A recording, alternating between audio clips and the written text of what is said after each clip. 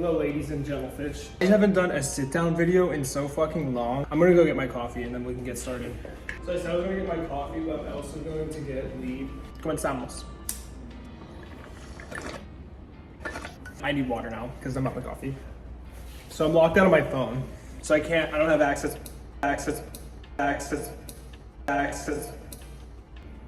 I'm having a really fucking bad day right now. I'm locked out of my phone because I changed my passcodes on all of them, so now I don't know what it is. And that's where my notes are for this video. So today I'm going to do, since it's Halloween time, you know, a scary story marathon. But like, these stories are actually scary. So as a kid, movies like Michael Myers or like, you know, those kind of impossible movies would scare me. But what scares me nowadays, it's not gory horror movies. It's horror movies that are realistic. Like, for example, The Watcher, that's scary to me because that's something that can actually happen. You know, like movies of people being kidnapped and like being tortured for the dark web, that shit's scary. The first scary story I'm gonna tell is about how I lost $5,000 in Dogecoin. So if you don't know what Dogecoin is, long story short, it's an altcoin, which is any cryptocurrency that's not Bitcoin. And of course, I started to get into like the whole Bitcoin, I shouldn't have smoked before this. I jumped on the bandwagon of like cryptocurrencies and stuff last year, 2 years ago, whenever the fuck this shit happened. And basically I saw Dogecoin was always on Reddit. You probably seen it in the news. There'd be people that invested in it when it was 7 cents and then like it skyrocketed to like 40 cents, investing $100,000 to having like $5 million.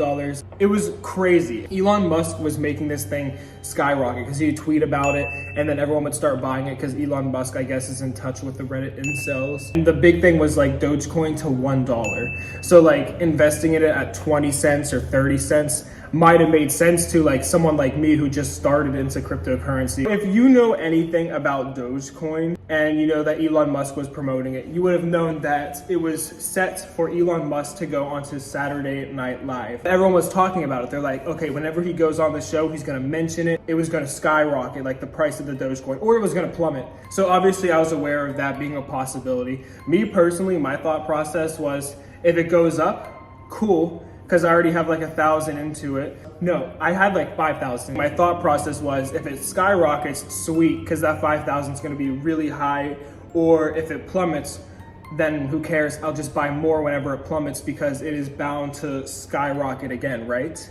So let's fast forward to the day Saturday Night Live is happening, which I'm assuming is Saturday. This is back whenever I lived in Pennsylvania and I had a neighbor that lived up the street from me. And she's very hard to hang out with. Which, by the way, I need to clarify, like, not hang out like that way. Like, I wasn't trying to bang her. I mean, like, she's just like a friend that is really hard to get a hold of because she's always busy, like, working and all that bullshit that people make up. I was with my other friend, and then she was like, you guys can come over. She's right up the street, and she has alcohol, so we're like, why the fuck not? And she said we could watch Saturday Night Live together because she knows that I'm interested in that. Here's where problems occur. Whenever we get to her house, I start drinking immediately, and I have an issue when it comes to drinking. I don't drink like, what's the word? I don't drink casually.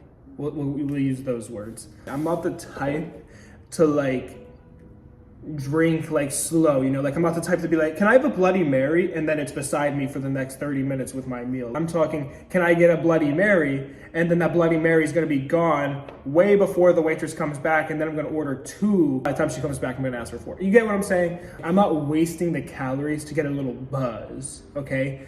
I am drinking to get fucked up every single time. 2 shots before throwing up is whenever I will cut myself off or slow down. I'm not wasting the calories on it. And I don't, now that might seem like concerning. I don't have a problem with it, I swear to God. I've gone like a month without drinking before, but I am saying once I go back to drinking, I am not going to have a Strawberita and a Truly and then, you know, that's it. That's not, no, the Strawberita and the Truly are going to be my chaser for the actual beverage with alcohol in it. And I'm not going to stop drinking that until I'm talking like this, okay? That's when I stop. So this isn't a new situation for me. I'm drinking. Obviously, I'm not taking it slow. I get really, really, really wasted. And on top of being really, really, really, really wasted, we decide to smoke. And you know, that's always a bad idea, to smoke whenever you're already drunk. You want to start drinking when you're already high. That's the safe way to do it. You don't realize about smoking weed when you're not drinking is it like creeps up on you too. Like sure, you might get high immediately from hitting it, but you get higher for like the next coming minutes or whatever. So like whenever you're smoking and you're drunk and stupid and you're like, I'm not high, this weed ain't shit. And then you're like, next thing you know, you're a mess. Which I was a mess on her couch. I'm literally sitting there like slanted. Low key, I'm like spinning in my head, trying not to vomit. Saturday Night Live wasn't even on at this point. Eventually, it's time for the show to come on, so we tune in or whatever. I don't even remember the episode at all. Like literally, I couldn't give two dicks about it. I just wanted to see, are you mentioning Dogecoin or not, and what's gonna happen to Dogecoin as soon as he mentions it. He mentions it, and then like the price starts plummeting. I mean, like it was terrifying. Like I watched my $5,000 turn into like 4,000, then 3,000.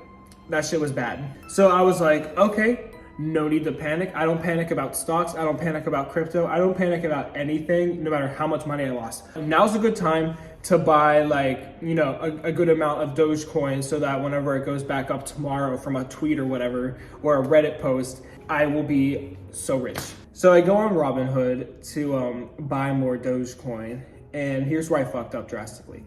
Instead of buying like 3,000 or whatever amount of Dogecoin I was thinking of investing, I sold that amount. Meaning I initially had $5,000 like total earned in Dogecoin plus what I invested. It went down to like eventually below the amount of money I had invested in it. So I lost money there, and also lost the like profits that I could have had from it, which was like thousands of dollars. And I sold it at that moment. I sold all of my Dogecoin except for like $2 at that moment in time, instead of buying that amount. You know the rules, okay? If you've ever invested in anything, no matter how much money you're down, never sell it. Fuck that $2, fuck that $200, fuck that $200,000. Don't sell it until it goes back up. It will go back up.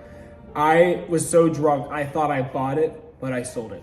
I think I'm only gonna tell one more story because this video is 19 minutes long. I was trying to think of another scary story, and I thought of another perfect one, which I think it's been enough years, so now I can tell this because I'm assuming the person's not gonna see this video. Whenever I was in high school, I did like a year of cyber. There's a whole video on my other channel about like why I did cyber and all that shit if you want to like get into details. But basically for one of my years of high school, I wasn't there at all. During that year of cyber, I kind of did that so I could make more YouTube videos because I thought that was about to be my main source of income.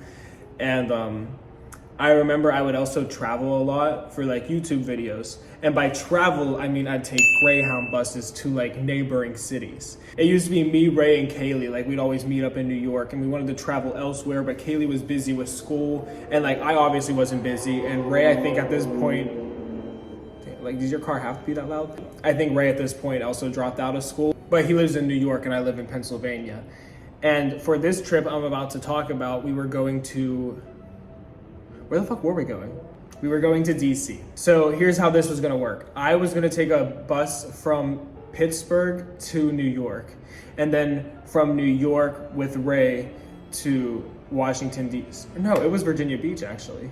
I don't even know which city it was, but that's irrelevant. What happens is before we get there. So as you guys know, I am a former nicotine addict, and I used to have, at this time, I believe, a Soren Air, and obviously I needed it with me whenever I travel because I need to hit it every 20 fucking seconds.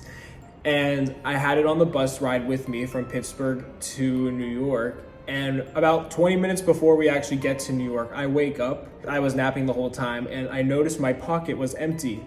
No Soren in it. I check my seat, which by the way, no one's sitting beside me either. I check my seat, I check underneath my seat. This shit is missing. I'm like in the crevices, like I looked as hard as I possibly could, and I couldn't find it. I knew whenever it was time for us to depart from the bus in New York, I was just gonna like look through all the seats really quick just to make sure it wasn't like, you know, like, cause I could have fell asleep and then it rolled out of my pocket, fell on the ground, he hit the brakes, and then it went up a few rows, you know. I'm assuming nobody would be grimy enough to take a vape from a stranger. Like, I understand if you're stealing it from a friend in high school or some shit, cause you at least know they don't have herpes or AIDS, but like, if somebody, you know, at random loses their vape, like I just wouldn't expect somebody to be that down bad, but I think that's really what happened because whenever we got to New York, I was looking, each seat was not there. Who knows?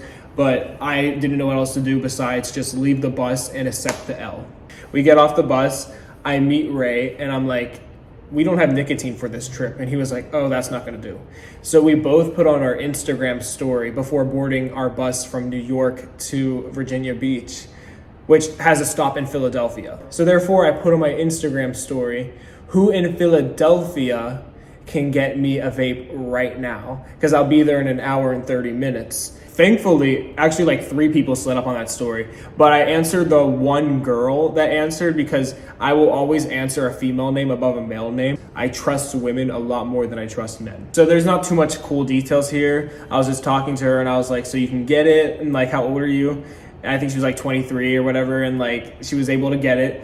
And I was like, could you get this store and this specifically? She literally bought it before I even like was at the bus stop. She knew where the bus stop was gonna be at. So we were gonna meet her upon the bus arriving, like at the stop, and like get the vape from there. But after she already bought it, that's whenever she texted me, like, how much time do you have in Philadelphia? And I'm like, an hour or 2 hours. She was like, well, let me show you around the city whenever you get here. Like, I'll take you to Wawa's and like point out a few tourist attractions or something afterwards. I was like, yeah, sure. I've never been to Wawa's, so let's go for it. You know, Ray was also down. Whenever we get there, we arrive in the vehicle. And she has the vape, surely enough. Everything seems to be working out just fine. She was really bonding with Ray because Ray's a car person and I guess she's a car person too. And like, I don't know what they were talking about, but something about Subarus, blah, blah, blah, blah. And we're on the drive to Wawa's and I'm talking to this girl and I remember Ray starts texting me like, we just passed the Wawa's. I'm like, what do you mean? But we're texting, like meanwhile, I'm talking to her right here, but we're texting on our phones like right here. He's like, we just passed the Wawa's. I'm like, we just passed the Wawa's? What do you mean? And then I noticed we passed another Wawa's. So not only did we pass Wawa's Ray saw, but we also passed Wawa's that I saw. So we're going to Wawa's, but we passed 2. You put 2 and 2 together. Me and Ray started to convince ourselves that we might be in the process of getting kidnapped. Not entirely sure, but like probably not. I believe we actually passed another Wawa's. And we never spoke up about it. We just kind of sat down. We're like, all right, like what's gonna happen? Let's hope for the best. We're like full on texting at this point, and like I just don't know how she's not catching on because it's very clear. Like I'm turning around, like, did you see that? And then we eventually arrive to a 4th Wawa's we see, and that's the one she pulls into. So I guess all along she wasn't kidnapping us. She just wanted to take us to her specific Wawa's. But like in the process of, we skipped 3 very visible Wawa's and she said nothing. So in our defense, we're like, we're gonna die, aren't we? But we ended up fine. So shout out to that experience. I can't believe back in the day I used to do that. Like if I was in a new city, I'd be like, where can I get weed at right now? And just literally meet strangers from the internet. And it always ended up fine, surprisingly. But that could have been not the case. Anyways, I'm too high. I'm gonna go now. Those are my 2 scary stories. If you want more scary stories, let me know because I have more. But thank you for watching the video. Subscribe, like it if you liked it. Give it a thumbs up if you liked it. And then all my social media is in the description. Goodbye.